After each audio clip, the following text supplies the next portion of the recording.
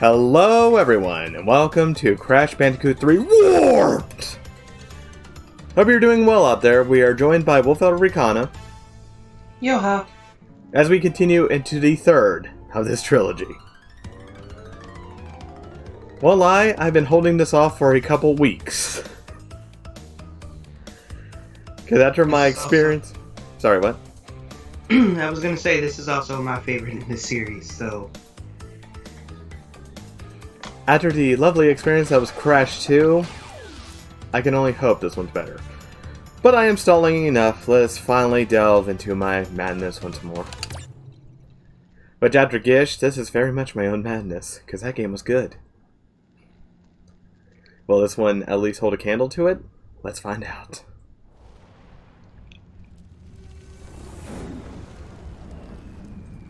Dirk!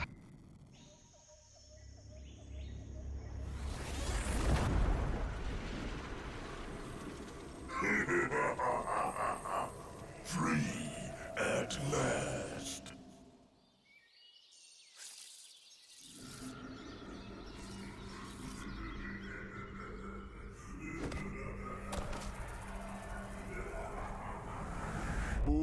Uka is free? No, it cannot be. Evil, great evil has come.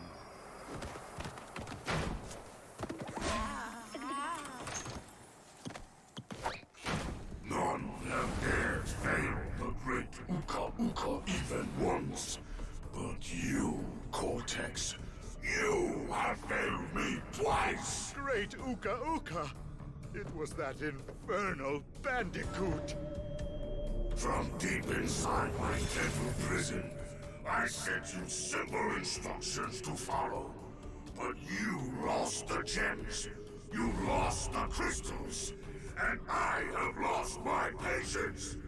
There is now no other power source left on this planet. I know we've had a few unfortunate setbacks. And failed. But since your fumbling has managed to set me free, I am feeling generous. There is still a way to amass the power needed to enslave this miserable planet. And this time, the great Uka will make sure that you do it right. After many eons, my evil twin brother, Uka, has been freed from his underground prison. Long ago, I locked him there to protect the world from his malice. Now, free once again, he must be stopped.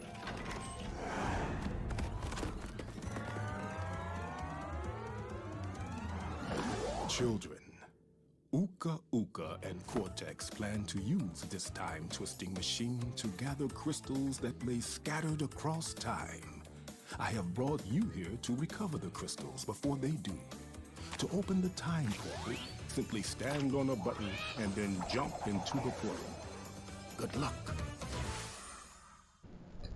Good gosh, they spent more time on the animation this time and it took freaking forever for that beginning. Now, what did you say you were dreading? There was what I'm dreading. We'll get to that before we hit the first boss. We can interact with her, what? Oh. Now I don't want you. Don't give me that look. But yeah, already first impressions, they spent more time on the actual cutscene into the game than they did in explaining the game. However, there was a new animation between the original and this. Oh yeah? Well, actually several. First of all, when Crash was pulled inside, that's not what happened before. He was still asleep when they ran into the house. Mm-hmm. And then he got up after and ran into the house. The other animation was, well, them getting to the time twister. In my mud. Oh, look. Also, for you the polar bear fans out there, he's no longer seen after that cutscene, so there was your small fix. Thank you. Thank you. Oh no, we'll still be seeing a rideable creature, just not Polar the polar bear. Why do you curse me this way? Oh look, only 42 boxes. An actual feasible number to start with. Oh yes. This is also the first level, so it's going to be incredibly easy.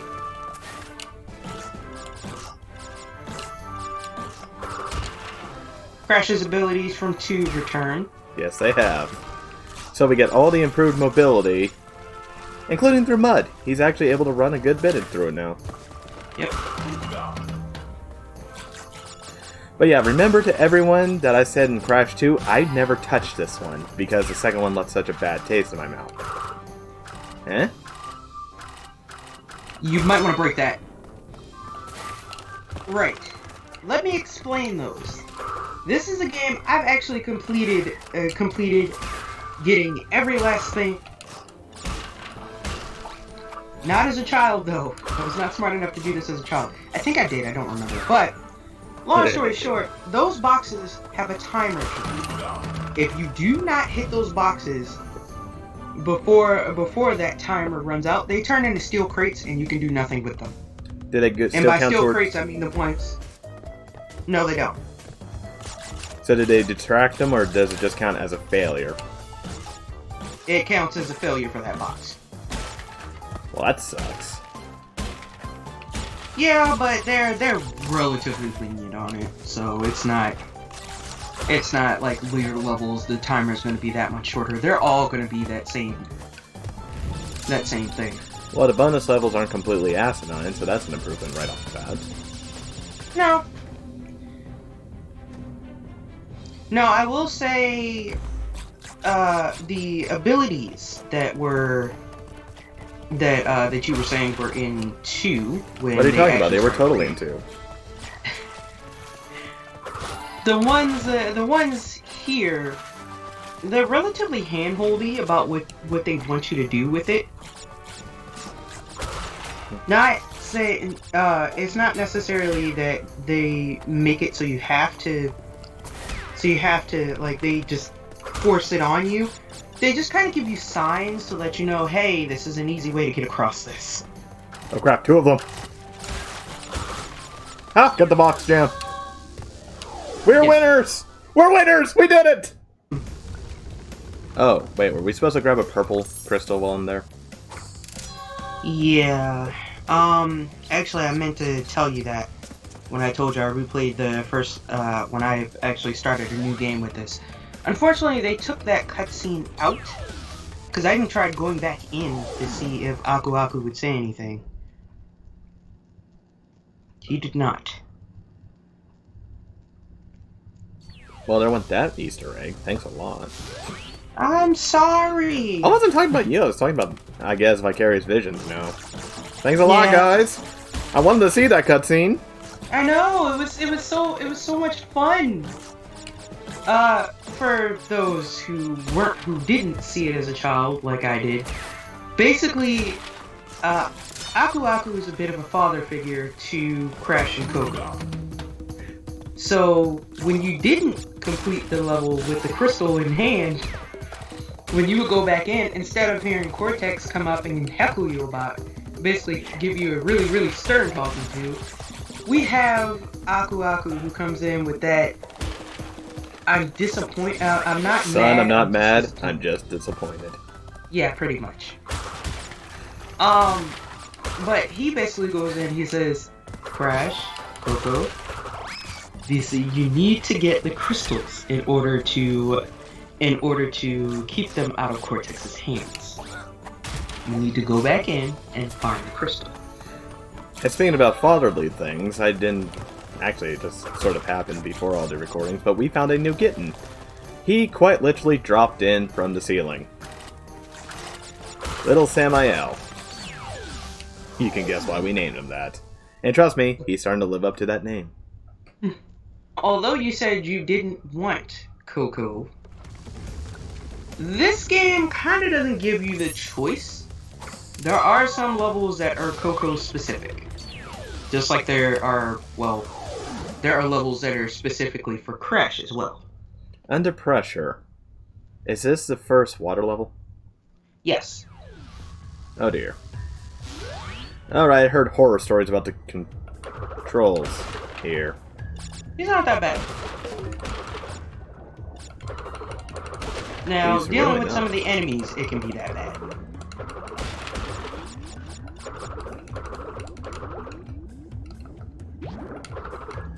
Ha! Can't touch this. Oh, there's a ridiculous amount of boxes now. 92. Again, all very easy to get in this one.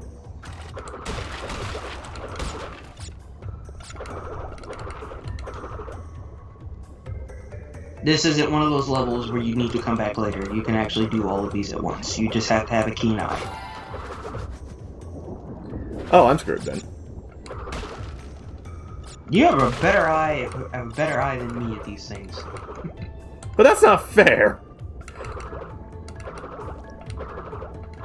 Oh hey, I didn't know you could actually get back up there.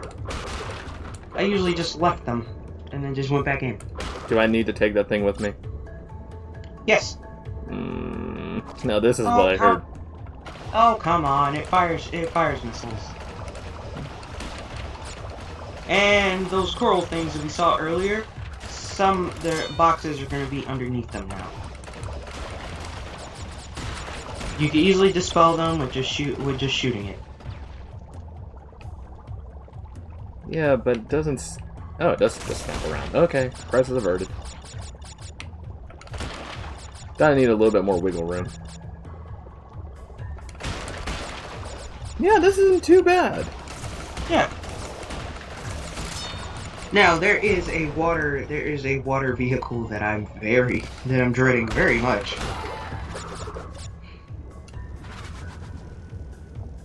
Oh yeah? Yep. And that would be? It's the jet ski. Oh, I thought I went outside the bounds there. No, it's just Aku Aku. If you want real horror stories when it comes to this compared to the original, one of Coco's stages that we will get to in here has a jet ski to it. The jet ski. I will wait until we get there to really go over a lot of the differences. You mean when I start going into salt mode? Preferably where you start the level that will put you into salt mode, yes.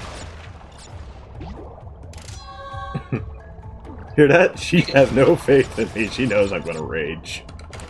It's only a matter of... Let's just say, even though he's playing this for the first time, this is not the first time he's... Okay, where did I miss the 4 boxes? Oh, you gotta be kidding me.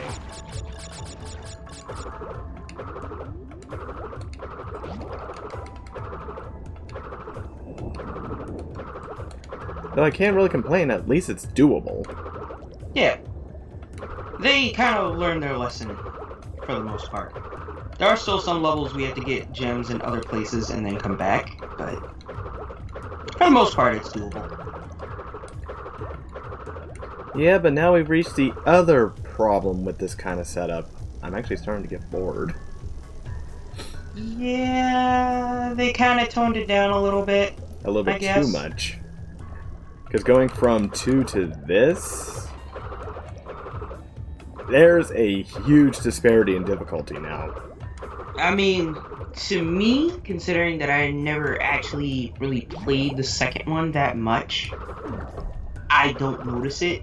But again, this is coming from somebody who essentially started with 3 and kind of went back later. Orient Express. Sure. I was actually scared of that as a child, so much so that I did not play the PlayStation version of Rayman 1. Oh no. And now we're in our first Coco stage. This is Purr of the Tiger. Yes, I said that Polar was gone.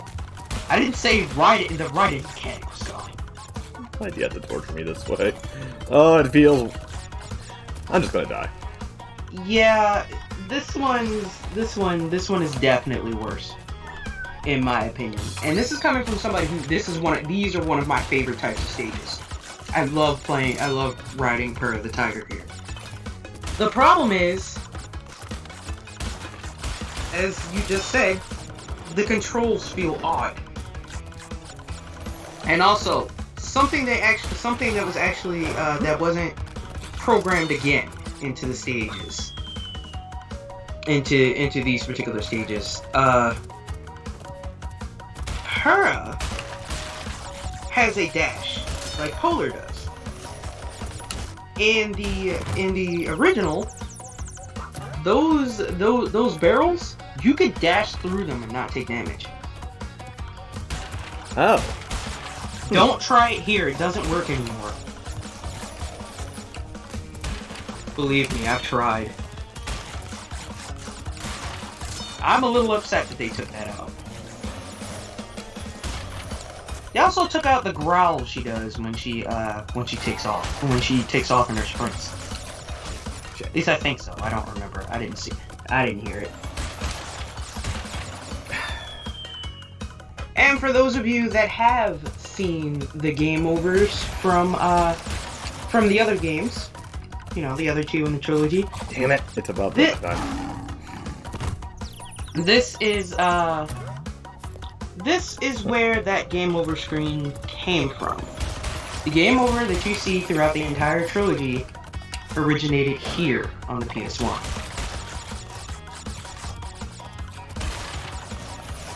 Jump. Yeah, it was on time apparently. And let me tell you, that was also pretty scary. It made me actually hate getting game overs as a kid.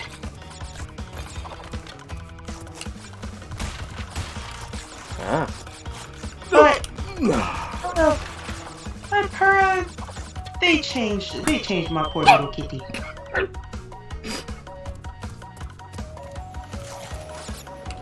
Yes, they changed my little tiger cub. I'm a little upset about that.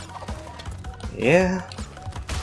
Yeah. But if I had to make a guess here, He hits the wall at 30. yeah, like I said, those are all sorts of there's new death animations here. However, there are some that are removed, I guess. Like, say running into those people, for example, not the ones underneath the thing that springboard you up, but like the guys carrying the water, you know, the one messing with the spear or whatever. Don't you dare! Don't you dare! Don't you dare! She's not. Relax. I thought it was gonna run me into the portal. No. She stops. And they have a nice little, and Coco even gives Purr a nice little thank you with a pat. Okay, where does she get all her gems? Out of her pocket. And her laptop. Yeah, she is better at that Just as than much Crash of a is. nerd. And she also has her own little version of the Crash Dance. Yep. Alright. Something that was not in the original. She did not have a Crash Dance. And there are 2 gems here. I think this is one of the ones we have to come back to later. I'm not sure. Either come back to, or, well, we'll have to come back later. Hi, Tiny! Crystals and bring them. What did they do to your face, man? Crash, leave them. I think they were trying to create a fur texture, but it comes off as kind of putty. Unlock a new path by earning the red gem elsewhere. Not the freaking red gem again! Okay, so we have 66 bosses to find going backwards. Oh, it's a chase level. Okay, there's a reason this is called Dynomite. If you remember from the This one's called the Bone Pit. Yeah. If you remember from other Crash games. Oh, it's gonna come down. No, If you why did remember it from stop? other from Crash 2, the polar bear one, yeah, that one got popular because they made dinosaur ones. This is now the boulder, pretty much. Well, at least I like this one aesthetically. Also, in the future, it's not in this level. I forget which level it is, but there's going to be a secret level that you actually have to quote unquote die for. Okay. Yeah, those pterodactyls in a different level. I don't remember which one, but it's one of these types of chase levels. There is a pterodactyl that you can touch. Oh, yeah, that's the red one.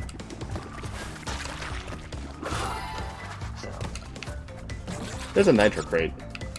Yep. There's a box for that. Don't worry. Okay. Also, I think you can actually spin to get rid of that grass. I haven't tried it in here. Yay, second bonus area.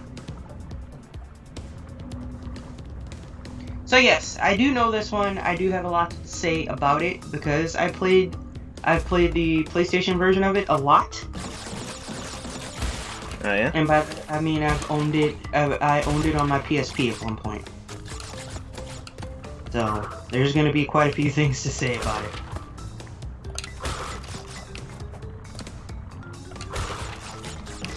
Go on. Now, like I said, there are Crash-related stages that are just for Crash. Like this, because of how they do it with, because of how they did it with the Insane Trilogy, we could actually bring Coco through the stage instead. So, for those of you who don't really care to play as Crash but like Coco, you're more than welcome to switch to her in these levels, but there are levels specifically for those two characters. This one we can use both, but there's going to be some motorcycle races. Can't do those. Those apparently girls are not allowed to ride motorcycles, so only Crash can do that one. Obviously, even though biker chicks are amazing. I mean, how dare they not allow her to ride a motorcycle? And as such, the Fur of the Tiger level can only be done as Coco. Well, yeah, Crash still has all the restraining orders against him. That wasn't forgotten. And that jet ski. The jet ski, well, Crash isn't allowed to ride that either. Do you remember the last time he was allowed on one of those things? It didn't I mean, end well. to be fair, they both get a plane later. They both have a stage where they play in. I'm gonna die. Also, let's just say that Triceratops that's chasing us. Yeah, I'm just gonna go out and say this now. In the PlayStation 1, they had a huge vendetta against you.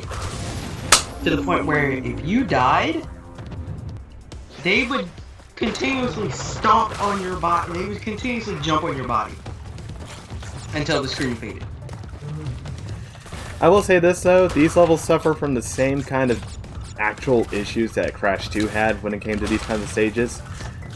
It's trial and error all the way till the end. Yeah. Again, proving that Crash 1 still had these right, and you can sight read them.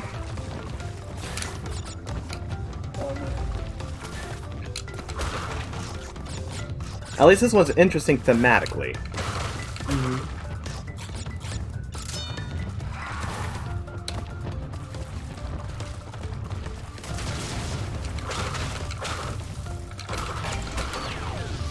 Ah!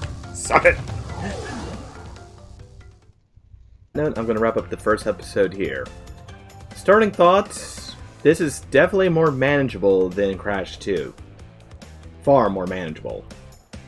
However, it seems also suffering the difficulty area because of that. It's going the right direction. I'm not going to argue that. This is what Crash 2 should have started like, instead of just straight into the hardest, where Crash 1 left. This is a very nice follow-up and keeps in mind that newer players will be playing it. Yes, older players will be slightly bored, but they can take in the new sights and feel the difference. There is a huge difference between this one and Crash 2 for a good bit. Also, before we end it, do you mind coming out of there? Coming out of the, Also, another thing they fixed, kind of walk around the room. As you can see, we have all the warp rooms here at our disposal, except for the secret one. We have all of them. We just can't get to them at the moment. We have to beat the boss of the first. Yep, no longer having to worry about the elevator. Nope, they're all on one level. The only one that needs an elevator is the secret one. That's it.